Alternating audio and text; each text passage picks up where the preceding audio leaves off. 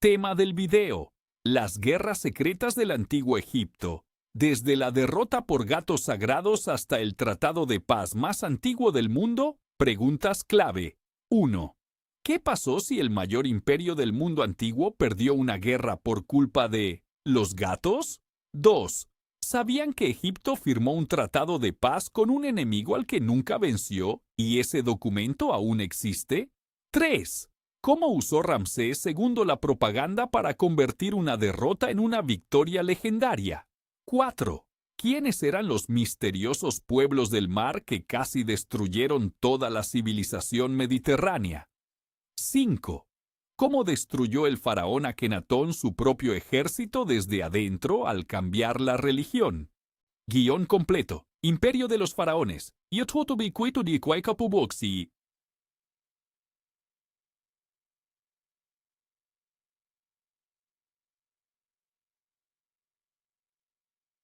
Imagina por un momento que eres un general persa. Tienes ante ti uno de los ejércitos más poderosos de la antigüedad. Detrás de esas murallas te espera el corazón del imperio egipcio con sus dioses, sus sacerdotes y sus guerreros entrenados durante generaciones. Tienes todo en contra. Y sin embargo, tienes un plan. Un plan que no involucra catapultas, ni traiciones, ni un ejército superior. Un plan que involucra gatos. Sí, gatos. Y no como símbolo, sino como arma de guerra. En el año 525 antes de nuestra era, el rey persa Cambises II se preparaba para invadir Egipto. Sabía que los egipcios veneraban a los animales sagrados con una devoción que iba más allá de cualquier lógica militar. Los gatos eran considerados manifestaciones de la diosa Bastet. Matarlos o herirlos era un sacrilegio que podía costarle la vida al propio atacante. Y Cambises lo sabía. Según relatos de historiadores de la antigüedad, ordenó a sus soldados que llevaran gatos en sus escudos, que marcharan hacia el campo de batalla con animales sagrados en sus brazos. Los arqueros egipcios levantaban sus arcos y se detenían. Los comandantes ordenaban atacar y los soldados dudaban. El resultado fue una de las capitulaciones más inexplicables de la historia militar. Y esa es solo la primera de las increíbles historias que te traemos hoy. Bienvenidos a Imperio de los Faraones, el canal donde el pasado nunca muere. En donde cada piedra esconde un secreto, cada batalla guarda una mentira oficial, y cada faraón que creías conocer tiene una historia que los libros se olvidaron de contarte. Hoy vamos a sumergirnos en las guerras más extrañas, más brutales y más fascinantes del antiguo Egipto. Desde ejércitos detenidos por la fe hasta tratados que hoy cuelgan en las paredes de la sede de las Naciones Unidas. Desde faraones que convirtieron sus derrotas en monumentos de victoria hasta civilizaciones enteras que desaparecieron del mapa y cuyo nombre aún no sabemos con certeza. Esto no es historia de manual. Esto es la verdad que se ocultó durante milenios. Y antes de continuar, queremos pedirte algo muy importante. Si este video te atrapó desde las primeras palabras, suscríbete ahora mismo al canal. Porque lo que vamos a contarte a lo largo de estos minutos cambiará la manera en que ves al antiguo Egipto para siempre. Y si ya estás suscrito, deja tu comentario al final del video. No lo ignores. Ese comentario nos dice quiénes somos, hacia dónde vamos y qué temas quieres que exploremos juntos. Cada opinión tuya es una brújula para nosotros. Después de ver el video completo, cuéntanos, ¿cuál de estas historias te parece más increíble? ¿Y cuál crees que la historia oficial aún nos está ocultando? ¡Que disfrutes el viaje! En este video vamos a recorrer juntos algunas de las historias más impactantes de la historia militar y diplomática del antiguo Egipto. Vamos a responder preguntas que muchos se han hecho pero que pocos conocen en profundidad. ¿Cómo fue posible que un ejército entero se rindiera ante gatos? ¿Qué hay detrás del tratado de paz más antiguo del mundo, firmado entre Ramsés II y los hititas, después de una batalla que ninguno de los dos ganó realmente? ¿Cómo convirtió el gran faraón Ramsés II una trampa mortal en la leyenda de su mayor victoria? ¿Quiénes fueron los pueblos del mar? Esos invasores misteriosos que borraron imperios del mapa pero cuya identidad sigue siendo un enigma para los historiadores. Y cómo el faraón hereje Akenatón destruyó desde adentro la maquinaria militar más poderosa del mundo antiguo, simplemente cambiando los dioses que se adoraban. Todo eso y mucho más está por venir. Prepárate. Y capítulo 1. El arma más extraña de la historia militar. Antes de contarte lo que pasó en Pelusio en el año 525 antes de nuestra era, necesitas entender algo fundamental sobre el alma del antiguo Egipto. Para los egipcios, los animales sagrados no eran simplemente mascotas o símbolos decorativos, eran encarnaciones físicas de los dioses. Matar a un gato podía considerarse un crimen de igual gravedad que matar a un sacerdote o profanar un templo. Y no era solo una ley escrita, era una convicción grabada en la médula de cada soldado, cada campesino, cada general del ejército del faraón. Cambises II, rey del imperio persa, entendió esto mejor que nadie. Y cuando planeó su invasión a Egipto, no buscó simplemente la superioridad numérica o la táctica militar. Buscó el punto de quiebre psicológico. El lugar exacto donde la fe del enemigo se convertiría en su más grande debilidad, y lo encontró. Según el historiador antiguo Polieno, las tropas persas avanzaron hacia las posiciones egipcias en Pelucio, llevando consigo gatos vivos, perros, ibis y ovejas, criaturas que en la teología egipcia estaban directamente vinculadas con divinidades mayores. El gato, con la diosa Bastet, el ibis, con el dios Tot, la oveja, con el dios Amón. Los soldados egipcios miraban avanzar a esas criaturas, y no podían disparar. Sus arcos estaban tensados, sus lanzas estaban listas. El enemigo estaba frente a ellos, pero disparar significaba arriesgarse a herir a un animal sagrado. Y eso no era solo un acto de crueldad, era condenarse a sí mismos, condenar a sus familias, condenar a Egipto entero a la ira divina.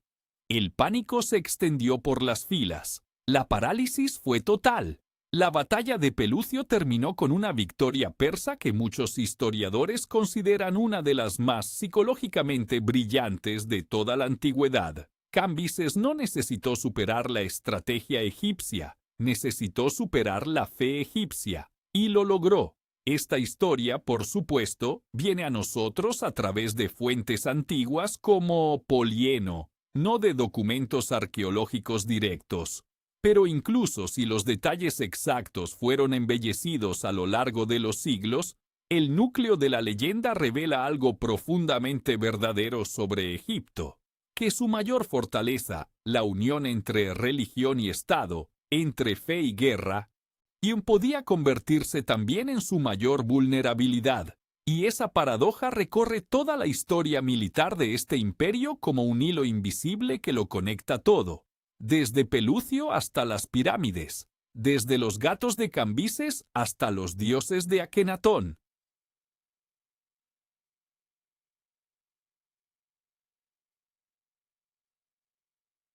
Capítulo 2. El tratado de paz más antiguo del mundo.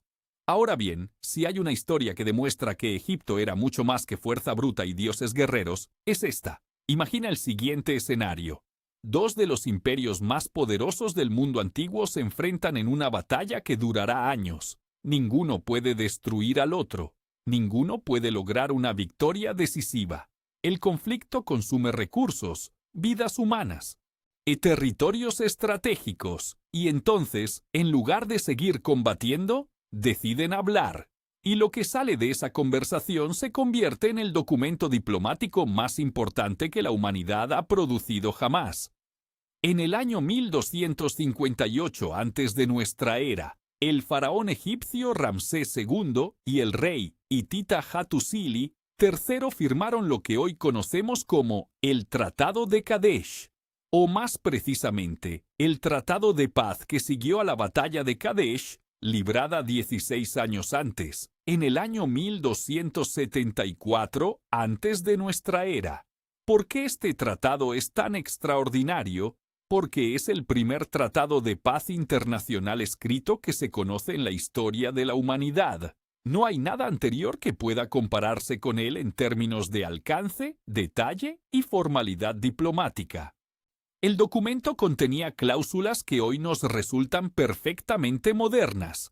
Primero, el acuerdo de no agresión entre ambas potencias. Ni Egipto atacaría a los hititas, ni los hititas atacarían a Egipto. Segundo, el reconocimiento mutuo de fronteras y de territorios de influencia. Tercero, una cláusula de defensa colectiva. Si una tercera potencia atacaba a Egipto, los hititas debían acudir en su ayuda, y viceversa. Cuarto, el compromiso de extradición de fugitivos y traidores que cruzaran las fronteras entre ambos reinos. Todo esto en el segundo milenio antes de nuestra era. Pero hay algo más que hace a este documento absolutamente único. El tratado sobrevivió hasta nuestros días en dos versiones diferentes.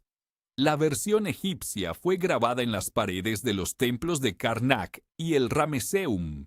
De la versión hitita fue descubierta en tablillas de arcilla escritas en acadio, el idioma diplomático de la época, durante las excavaciones en Hattusa, la capital del imperio hitita, en el actual territorio de Turquía. Ambas versiones coinciden en sus puntos fundamentales, lo cual confirma la autenticidad y seriedad del acuerdo. Y hoy, una copia de este tratado cuelga en las paredes de la sede de las Naciones Unidas en Nueva York, como un recordatorio de que la diplomacia no es un invento moderno, de que ya hace más de 3000 años, dos grandes potencias entendieron que puede llegarse a un punto donde la guerra ya no sirve y solo el diálogo puede evitar la destrucción mutua. Ahora bien, para entender por qué ese tratado fue necesario, necesitamos retroceder 16 años. Y a la batalla más famosa y más malinterpretada de toda la historia del antiguo Egipto. Capítulo 3. Ramsés II, el héroe que casi muere en su propia trampa. Aquí hay algo que los libros de historia tradicionales raramente cuentan con total honestidad. La batalla de Kadesh, año 1274 antes de nuestra era, fue una de las mayores catástrofes estratégicas que jamás le ocurrió a Ramsés II, y sin embargo, hoy lo recordamos como una victoria absoluta. ¿Cómo es posible? Porque Ramsés II no solo fue un gran guerrero, fue el primer maestro de la propaganda política en la historia registrada. Veamos qué ocurrió realmente en Kadesh. El faraón avanzaba hacia el norte con su ejército dividido en 4 cuerpos principales, nombrados en honor a los dioses, Amón, Ra, Ptah y Set. Ramsés encabezaba el cuerpo de Amón, que marchaba al frente, pero algo salió terriblemente mal. 2 espías hititas capturados por los egipcios confesaron, bajo presión, que el ejército hitita liderado por el rey Muwatalli II estaba muy lejos, todavía al norte. Ramsés los creyó. Avanzó confiado con el cuerpo de Amón hacia las proximidades de Kadesh, separado del resto de su ejército por kilómetros de terreno. Esos espías eran falsos. Habían sido enviados precisamente para engañarlo. En realidad, el ejército hitita, con sus miles de carros de guerra, estaba escondido al otro lado del río Orontes, esperando el momento exacto para atacar. Y cuando el cuerpo de Ra, que marchaba detrás de Ramsés, apareció en campo abierto, los hititas atacaron. El cuerpo de Ra fue arrasado. Los sobrevivientes huyeron en desbandada hacia el campamento de Ramsés, arrastrando consigo el caos y el pánico. Los carros hititas se lanzaron sobre el campamento egipcio como una tempestad, y Ramsés II, el gran faraón, Dios viviente sobre la tierra, se encontró rodeado, prácticamente solo, con su guardia personal y nada más. En ese momento, según los propios textos egipcios, el faraón hizo algo que los relatos oficiales transformarían en leyenda. Tomó las riendas de su carro de guerra, invocó al dios Amón en voz alta y se lanzó solo contra las filas hititas. Lo que siguió fue caótico, brutal e incierto. Ramsés logró reagrupar a sus tropas dispersas, Llegaron refuerzos desde el flanco. La situación se estabilizó. Y los hititas, que habían detenido su avance para saquear el campamento egipcio, perdieron el ímpetu del ataque. Al final del día, ninguno de los dos ejércitos fue destruido. Kadesh seguía en manos hititas. La región de Amurru, que Egipto consideraba su territorio de influencia, cayó bajo el control hitita poco después. Ramsés no ganó Kadesh, no expulsó a los hititas de Siria, no recuperó los territorios estratégicos que buscaba. Sin embargo, ordenó grabar en las paredes de los templos más grandiosos de Egipto la versión más épica posible de lo ocurrido. En Karnak, en Luxor, en Abydos, en el Ramesseum y en Abu Simbel, los relieves representan a Ramsés como un semidios solitario que destroza miles de carros de guerra con su propia mano, bendecido por Amón, invencible, eterno. Los textos oficiales, y conocidos como el Poema de Pentaur y el Boletín de Kadesh, describen una victoria absoluta. Y durante siglos esa fue la única versión disponible, hasta que los arqueólogos encontraron los archivos hititas y descubrieron que Muwatalli II también había declarado la victoria. La verdad, sepultada bajo toneladas de propaganda monumental, tardó más de 3000 años en salir a la luz. Esta es la primera lección que nos enseña la historia de Egipto. El poder no solo se ejerce en el campo de batalla, se ejerce también sobre la memoria. Y Ramsés II fue su maestro indiscutido. Capítulo 4. Los pueblos del mar. El misterio que aún no tiene respuesta. Llegamos ahora a una de las grandes incógnitas de la historia antigua, un enigma que ha desconcertado a los arqueólogos durante más de 100 años, y que todavía, en el siglo XXI, no tiene una respuesta definitiva. Alrededor del año 1200 antes de nuestra era, algo ocurrió en el Mediterráneo oriental que los historiadores llaman el colapso de la Edad del Bronce. En cuestión de décadas, o tal vez de apenas algunos años, desaparecieron del mapa algunas de las civilizaciones más poderosas del mundo antiguo. El imperio hitita, que había sido el rival más formidable de Egipto durante siglos, y se derrumbó de manera casi instantánea. La Grecia micénica, con sus palacios monumentales y sus redes de comercio, fue destruida. Ugarit, una de las ciudades más ricas y cosmopolitas del mundo antiguo, fue quemada y abandonada para siempre. Una tablilla de arcilla encontrada en sus ruinas, escrita en los últimos días de la ciudad, dice simplemente: «Los enemigos vienen desde el mar y son muy poderosos».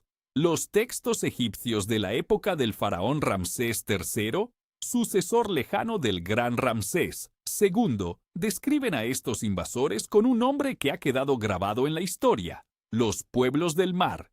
¿Quiénes eran? Los textos egipcios mencionan varios grupos con nombres específicos: los Sherdenu, los Shekelesh, los Luka, los Tursha, los Akawasha. Algunos investigadores han intentado identificarlos con pueblos históricos conocidos, y los Sherdenu podrían ser antepasados de los sardos, los habitantes de Cerdeña, los Luka quizás los licios de Anatolia, los Akawasha tal vez los aqueos, los griegos homéricos que aparecen en la Ilíada, pero ninguna identificación es definitiva. Lo que sí sabemos es que estos pueblos no eran simplemente un ejército invasor. Los textos describen algo que se parece más a una migración masiva. Hombres, mujeres, niños, animales domésticos, carros cargados con todo lo que podían llevar. Como si comunidades enteras hubieran sido arrancadas de sus hogares por alguna catástrofe mayor y empujadas hacia el este en busca de nuevas tierras. ¿Qué desencadenó ese movimiento? Los investigadores modernos señalan varios factores que coinciden en ese periodo. Una severa sequía que se prolongó durante décadas. El colapso de las rutas comerciales del bronce, que dejó a muchas regiones sin acceso a los metales esenciales para la fabricación de herramientas y armas. Terremotos, hambrunas, rebeliones internas en estados que ya estaban debilitados. Lo que llegó a las costas de Egipto fue el resultado de ese caos en cascada. Ramsés III los enfrentó en dos batallas decisivas alrededor del año 1175 antes de nuestra era. La primera fue una batalla terrestre en la frontera norte de Egipto. La segunda fue una batalla naval en el delta del Nilo, una de las primeras batallas navales documentadas en detalle en la historia. Los relieves del templo de Medinet Habu, el complejo funerario de Ramsés III en la orilla occidental de Luxor, son extraordinariamente detallados y muestran a los soldados egipcios luchando desde posiciones en la costa, mientras sus barcos de guerra maniobran en las aguas del Nilo. Los arqueros egipcios disparaban desde las embarcaciones. Garfios especiales eran usados para volcar los barcos enemigos. Los pueblos del mar fueron derrotados. Egipto sobrevivió, pero a un precio enorme. Las guerras contra los pueblos del mar vaciaron las arcas del Estado egipcio, agotaron al ejército y dejaron al imperio en una posición de debilidad de la que nunca se recuperaría del todo. Y hay otro detalle fascinante que los textos insinúan sin decirlo abiertamente. Algunos de los grupos que atacaron a Egipto habían luchado antes al lado de Egipto. Los Sherdenu aparecen mencionados como mercenarios en el ejército de Ramsés II durante la batalla de Kadesh. Guerreros traídos del extranjero para servir al faraón, y décadas después, sus propios parientes o sucesores llegaron como parte de la ola invasora que amenazó con destruir el imperio que antes habían defendido. La historia de los pueblos del mar nos recuerda que las categorías de aliado y enemigo nunca son permanentes, y que las civilizaciones más grandes pueden desmoronarse no solo por la fuerza de sus enemigos, sino por el peso de sus propias contradicciones internas. Antes de continuar, queremos hacer una pausa y preguntarte algo directamente. ¿Cuál de estas historias te está sorprendiendo más hasta ahora? ¿La derrota de Egipto ante los gatos sagrados? ¿El tratado de paz que hoy está en la ONU? ¿La propaganda de Ramsés II? ¿Los misteriosos pueblos del mar? Escríbelo en los comentarios. Tu opinión es valiosa para nosotros, porque cada comentario nos ayuda a entender qué temas quieren explorar con nosotros los seguidores de Imperio de los Faraones. Cuéntanos qué piensas, debate con otros espectadores y ayúdanos a saber hacia dónde llevar el canal. Ahora, sigamos con una de las historias más desconcertantes del mundo antiguo. La historia de un faraón que destruyó su propio ejército sin disparar una sola flecha. Capítulo 5. Akenatón, el faraón que arruinó el ejército desde adentro. Hay una pregunta que los historiadores han debatido durante décadas. ¿Es posible que un solo hombre, desde el interior del poder, y desmantele el aparato militar más eficiente del mundo antiguo simplemente cambiando los dioses que adoraba? La respuesta, en el caso de Akenatón, es sí. Y lo que ocurrió durante su reinado es una de las lecciones más perturbadoras de toda la historia egipcia. Para entenderlo, hay que comprender primero cómo funcionaba el ejército de Egipto en la era del Imperio Nuevo. El ejército egipcio no era una institución separada del resto de la sociedad. Era parte de un sistema interconectado donde la religión, la economía y la fuerza militar estaban entrelazadas de manera indisoluble. Los grandes templos de Egipto, especialmente el de Amón en Karnak, no eran simplemente lugares de culto. Eran centros económicos colosales. Poseían tierras agrícolas, talleres, almacenes, flotas de barcos comerciales. Y una parte significativa de esa riqueza fluía hacia el ejército. El sacerdocio de Amón no solo rezaba, financiaba campañas militares, equipaba soldados, legitimaba a los faraones ante el pueblo como representantes de los dioses en la tierra.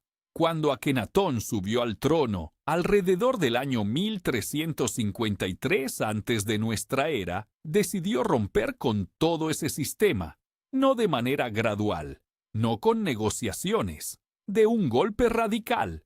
Proclamó que existía un solo Dios verdadero, Atón, el disco solar.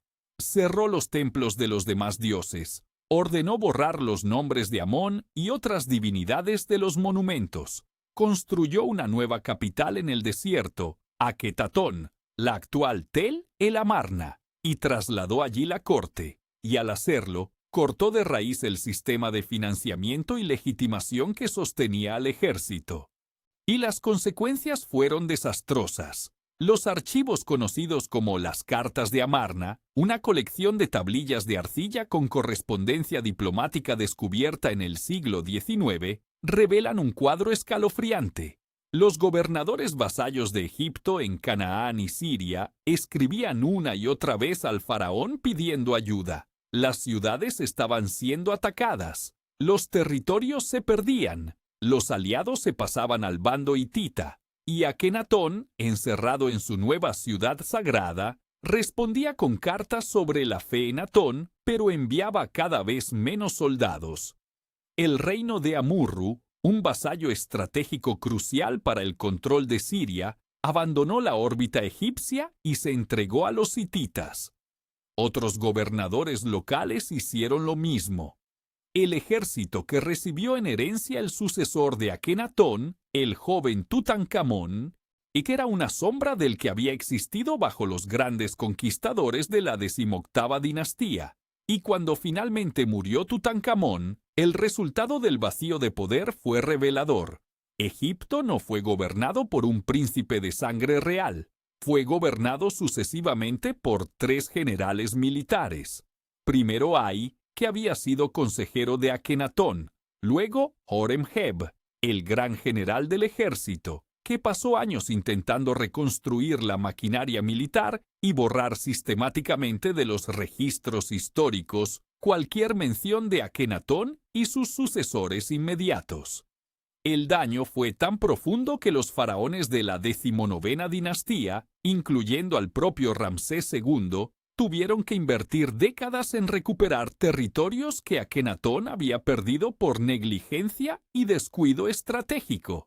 La revolución religiosa de Akenatón fue, y en términos militares y geopolíticos, una catástrofe de proporciones históricas. Y al mismo tiempo, desde un punto de vista filosófico e intelectual, fue uno de los experimentos más audaces y fascinantes de la historia humana.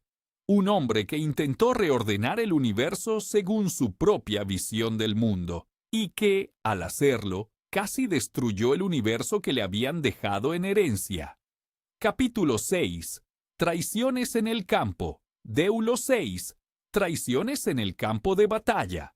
Cuando los aliados se convertían en enemigos. Hay otro aspecto de las guerras del antiguo Egipto que rara vez aparece en los relatos populares: el factor humano de la traición. Porque los ejércitos del mundo antiguo no eran monolitos de lealtad absoluta, y eran organismos complejos, llenos de tensiones políticas, rivalidades personales, promesas incumplidas y cálculos de supervivencia. Y Egipto, con su vasto imperio y sus docenas de aliados y vasallos, era especialmente vulnerable a ese tipo de fragilidad interna. Uno de los ejemplos más dramáticos ocurrió en el año 1516, después de nuestra era, en la batalla de Marj Dabik, cuando el imperio mameluco enfrentaba la invasión otomana. El gobernador de Alepo, un hombre llamado Kair Bey, tenía un secreto que sus propios camaradas no conocían. Había negociado en secreto con el sultán otomano Selim I, y cuando la batalla alcanzó su punto más crítico, Kair Bey retiró a sus tropas del campo de batalla. En plena lucha, el efecto fue inmediato y devastador. Las líneas mamelucas se desmoronaron. El sultán Al-Ghuri murió en combate. Siria cayó en manos otomanas, y Kair Bey, el traidor, fue recompensado con el nombramiento de gobernador otomano de Egipto. Pero la traición en los ejércitos egipcios tenía raíces mucho más antiguas. Incluso en la era del Imperio Nuevo, los vasallos cambiaban de bando con regularidad desconcertante. El reino de Amurru, como ya mencionamos, cambió su lealtad entre Egipto y los hititas varias veces en el lapso de pocas décadas. La lógica era fría y pragmática. El vasallo seguía al más fuerte, al que tenía el ejército más cercano, al que podía ofrecer protección real en lugar de promesas escritas en papiro. Y también estaban los mercenarios. Egipto utilizó masivamente a guerreros extranjeros a partir del Imperio Nuevo. Los Sherdenu, los nubios, los libios, y soldados traídos de las fronteras del mundo conocido para reforzar los ejércitos del faraón. Algunos de estos mercenarios fueron extraordinariamente leales. Otros tomaban sus propias decisiones cuando los vientos del poder cambiaban de dirección. Durante la conquista árabe del siglo VII de nuestra era, el comandante Amr ibn al-As inició su campaña con apenas 4.000 hombres, un número ridículamente pequeño para enfrentarse al ejército del Imperio Romano de Oriente en Egipto. Pero a lo largo de la marcha su fuerza creció de manera inesperada. Beduinos del Sinaí que buscaban botín, aventureros y errantes que aceptaban las promesas de recompensa del comandante árabe, desertores persas y romanos que habían cambiado de fe y buscaban un nuevo señor. La conquista árabe de Egipto no fue solo una victoria militar, y fue también la historia de un imperio romano de Oriente tan impopular entre su propia población que una parte significativa de los habitantes del país vio en los invasores árabes a posibles liberadores del yugo fiscal y religioso que los aplastaba. El gobernador imperial Ciro de Alejandría, a quien sus propios contemporáneos acusaron de traición, negoció con los árabes en secreto durante meses antes de que cayera la última resistencia organizada. La historia de las guerras de Egipto, en todos sus periodos, está llena de esas figuras ambiguas. Hombres que no eran simplemente traidores ni simplemente héroes, sino seres humanos atrapados entre lealtades imposibles y opciones brutales. Capítulo 7. Cleopatra y el fin de 3.000 años de faraones.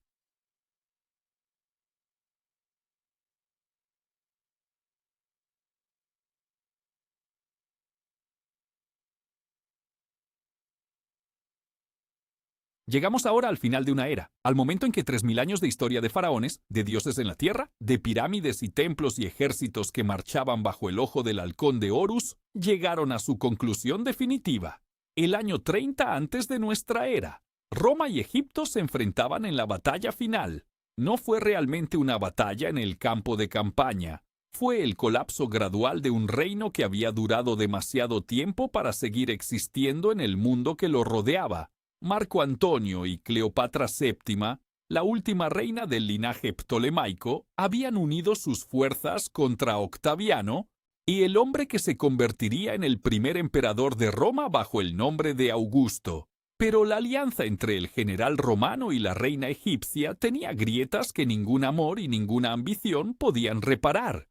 Las deserciones se multiplicaron, los aliados se alejaron. El tesoro de Egipto, que durante siglos había sido la envidia del mundo, comenzaba a agotarse. En la batalla de Accio, en el año 31 antes de nuestra era, la flota combinada de Marco Antonio y Cleopatra fue derrotada por las fuerzas de Octaviano. Marco Antonio huyó hacia Egipto. Cleopatra lo siguió. El desenlace era inevitable. Cuando las tropas de Octaviano entraron en Alejandría sin encontrar resistencia real, Marco Antonio, creyendo falsamente que Cleopatra había muerto, se quitó la vida. Y Cleopatra, la última faraona, y se enfrentó al peor escenario que podía imaginar. No la derrota, no la muerte, sino el cautiverio. Octaviano planeaba llevarla a Roma como el trofeo vivo de su victoria. Hacerla desfilar encadenada por las calles de la ciudad más poderosa del mundo, exhibirla ante el pueblo romano como prueba de la grandeza de su conquista. Para Cleopatra, descendiente de los dioses, soberana de la tierra del Nilo, esa humillación pública era incompatible con todo lo que ella era o representaba, y tomó su decisión. Los relatos antiguos, especialmente los de Plutarco, describen su muerte como serena y deliberada. una reina que eligió salir de la historia en sus propios términos. Los detalles exactos de cómo ocurrió han sido debatidos durante siglos. La leyenda de la serpiente, el áspid como instrumento de su muerte voluntaria, y puede ser tanto historia real como metáfora poética. Lo que sí es cierto es que con su muerte, el linaje de los faraones terminó. Egipto se convirtió en provincia romana, y el sistema de 3000 años de reyes divinos, de templos como centros del universo, de ejércitos marchando bajo los estandartes de Amón y Ra y Horus, dejó de existir para siempre. El mundo que conocemos, con todos sus imperios y guerras y tratados de paz y traiciones y revoluciones religiosas, fue construido sobre las ruinas de esa civilización extraordinaria. Antes de llegar al final de este recorrido, queremos hacer una última pausa. Hemos viajado juntos desde los gatos de Cambises hasta la muerte de Cleopatra, desde el tratado más antiguo del mundo hasta el colapso de los pueblos del mar, desde la propaganda de Ramsés hasta la revolución de Akenatón.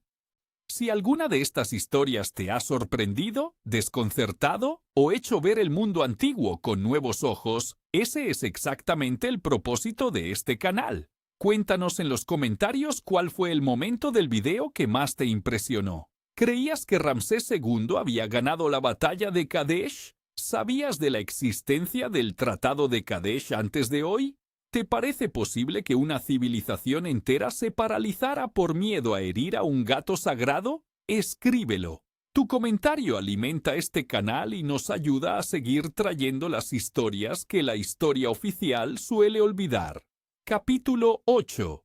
Lo que la historia oficial no siempre cuenta. A lo largo de todo este recorrido, hay un patrón que se repite una y otra vez en la historia de las guerras de Egipto. Un patrón que vale la pena nombrar directamente. La versión oficial rara vez es la versión completa. Ramsés II mandó grabar en piedra una versión de la batalla de Kadesh, que era, en el mejor de los casos, una verdad a medias. El gobernador Kair Bey pasó a la historia en los registros egipcios como traidor, pero en los registros otomanos como hombre inteligente y leal. La conquista árabe de Egipto fue durante siglos presentada como una simple invasión militar, mientras que la realidad era mucho más compleja.